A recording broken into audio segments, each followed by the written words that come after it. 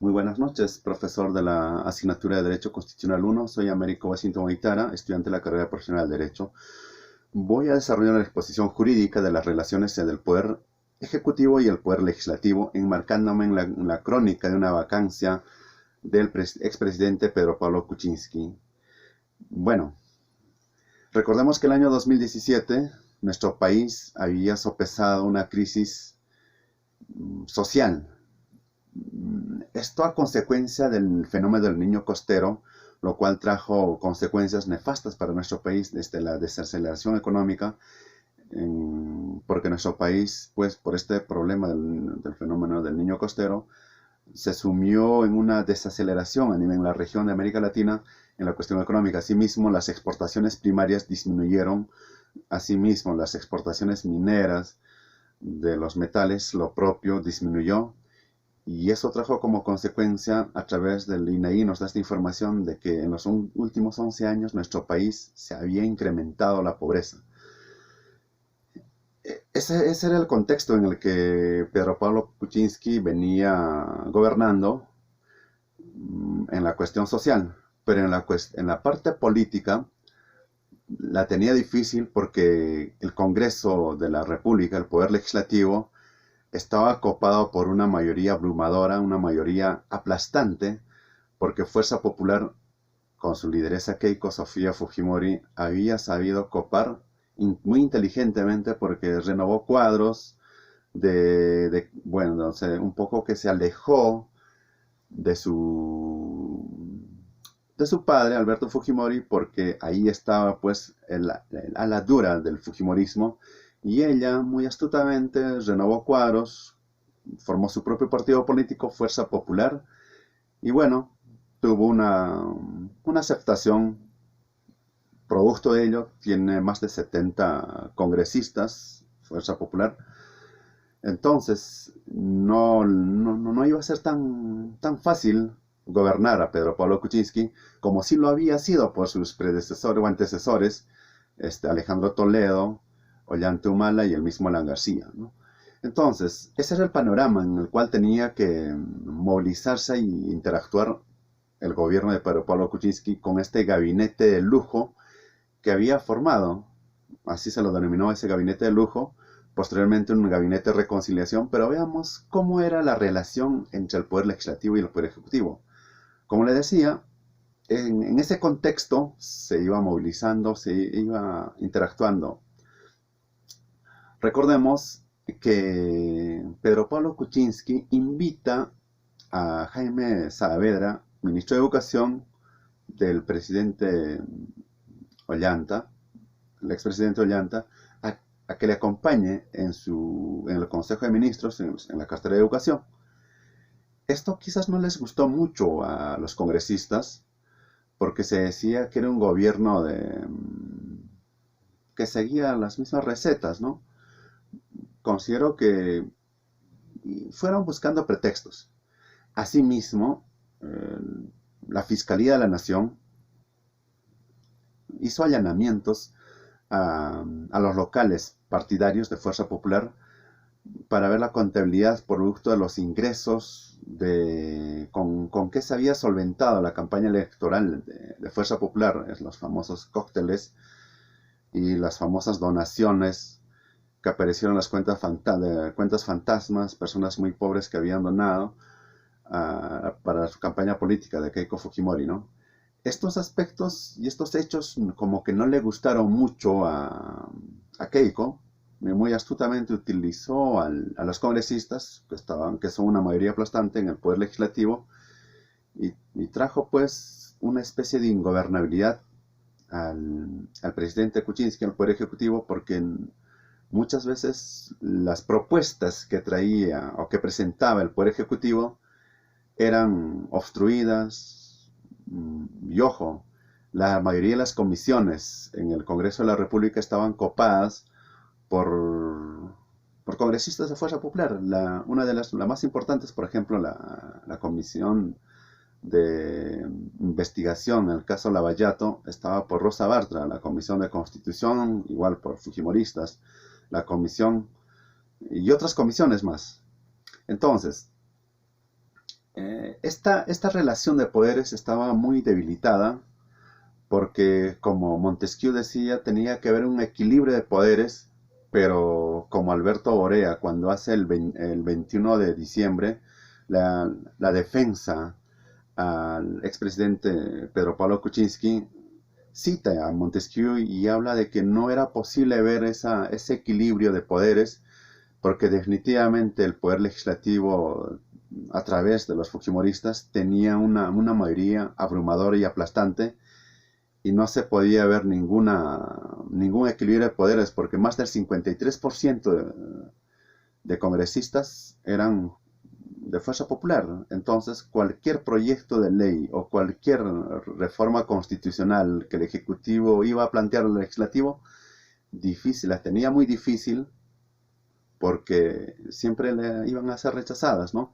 Entonces, ese análisis que hace Alberto Borea en la defensa en el Congreso de la República, el 21 de diciembre, muestra nos da a conocer, ¿no?, de que definitivamente cualquier gobierno, cualquier gobierno, sea de izquierda, derecha, centro derecha, teniendo un Congreso, una mayoría en el Congreso contraria al gobierno, definitivamente iba a tener complicaciones para poder gobernar.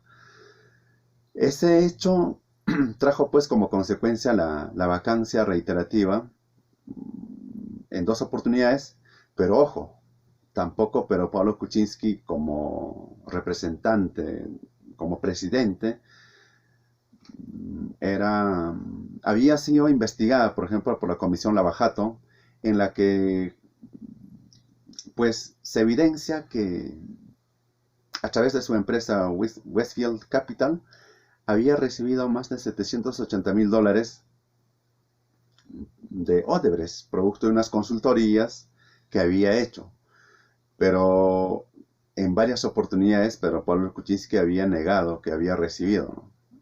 Bueno, decía que Sepúlveda, es decir, su socio chileno, sí había recibido, ¿no?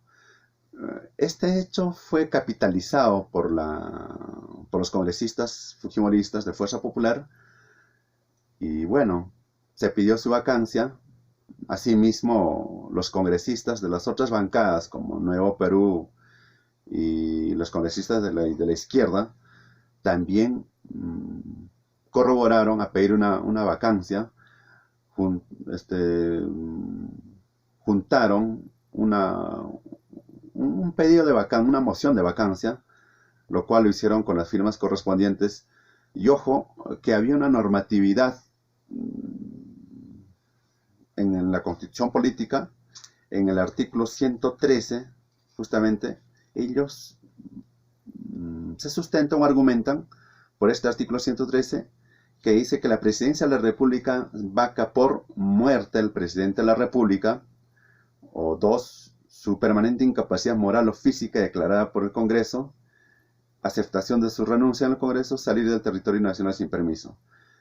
Ellos, en su pedido de vacancia, se sustentan en su permanente incapacidad moral. ¿Y por qué arguyen la incapacidad moral? Pues en reiteradas ocasiones Pedro Pablo Kuczynski venía negando que no había recibido ningún tipo de dinero de la gigante Odebrecht, de esta constructora que a la clase política peruana y latinoamericana sí había entregado dinero, ¿no?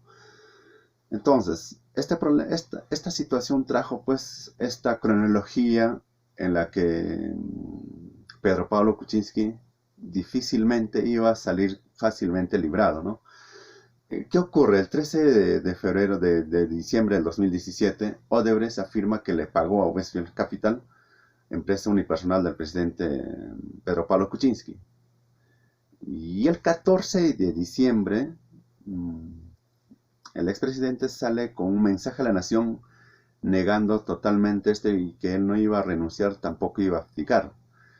El 15 de diciembre, el Congreso admite con 93 votos a favor del proceso de vacancia presidencial.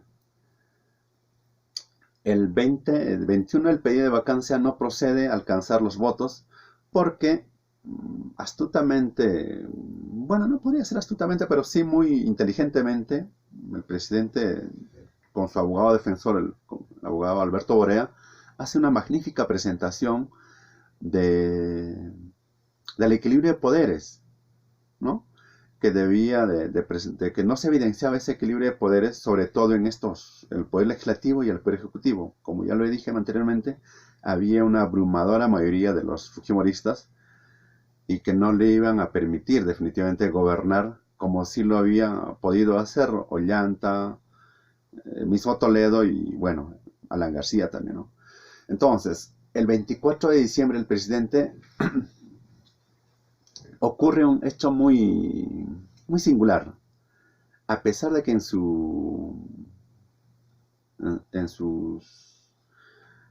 las elecciones el presidente Kuczynski había dicho que no iba a otorgar el indulto a Alberto Fujimori, pero el 24 de diciembre, una buena noche navideña para los fujimoristas, sobre todo para Kenji y para sus Avengers,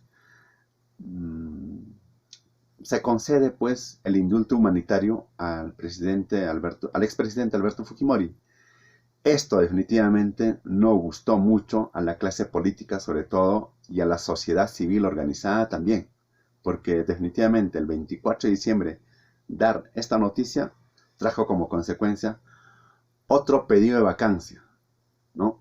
Y el 9 de enero de 2018 jura un gabinete de la reconciliación. Recordemos que había un gabinete de lujo encabezado por Fernando Zavala y, bueno, el ministro de Educación Jaime Saavedra, que había sido interpelado por la compra de algunos materiales, pero esto definitivamente no gustó mucho al Ejecutivo. Producto de ello, como para ir calmando los ánimos de los fujimoristas, formaron un nuevo Consejo de Ministros encabezado por Meche Arauz, al cual le llamaron el Gabinete de la Reconciliación, ¿no? Bueno, ya había una crisis política y unos pechamientos también entre el Ejecutivo y el Legislativo, porque también había un pedido de confianza de parte del Ejecutivo hacia el Legislativo. El 28 de febrero, nuevamente Barata afirma que sí había entregado dinero a la campaña de PPK en el 2011. El 15 de marzo de 2018, el Congreso admite con 87 votos a favor el nuevo proceso de vacancia. El 16 de marzo, el presidente es interrogado por la Comisión de la Bajato en el Palacio de Gobierno. Bueno, y el 19, la legisladora Milagros Salazar afirma que el Ejecutivo estaba acostumbrado a comprar a congresistas porque seguidamente ocurre un hecho muy insólito, ¿no?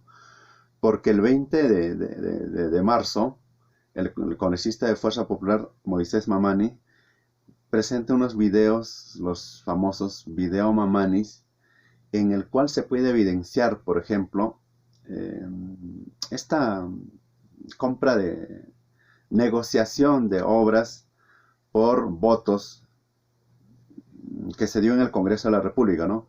Recordemos que el ministro de Transportes, Bruno Giuffra, hace una propuesta definitivamente para todos muy evidente de que efectivamente se evidenciaba esta compra de votos de los congresistas fujimoristas, ¿no? De los famosos Avengers, para que pudiesen votar a favor de la no vacancia, ¿no? Y bueno, era muy evidente, salió estos videos y estos audios Mamanis. La bancada de Fuerza Popular definitivamente presenta audios y videos de la supuesta compra de votos. La ministra Arauz negó en conferencia de prensa que el Ejecutivo había ofrecido obras para evitar la vacancia presidencial, pero esto ya era inevitable y el 21 de marzo, pero Pablo Kuczynski renuncia a la presidencia de la República, ¿no? Entonces, aquí hay grandes lecciones aprendidas, me imagino, para un partido político que si no tiene una mayoría en el Congreso, o al menos una considerable cantidad de congresistas que le pudiesen permitir gobernar, definitivamente, si es que tiene una mayoría contraria, opositora, muy difícilmente va a poder gobernar. Hay unas conclusiones que nosotros tenemos que darlas a conocer, como que la pobreza incrementó ese periodo de los últimos 11 años, no se pudo ingresar a la OECD y no se pudo realizar reformas políticas. Muchísimas gracias, profesor, muchísimas gracias, compañeros.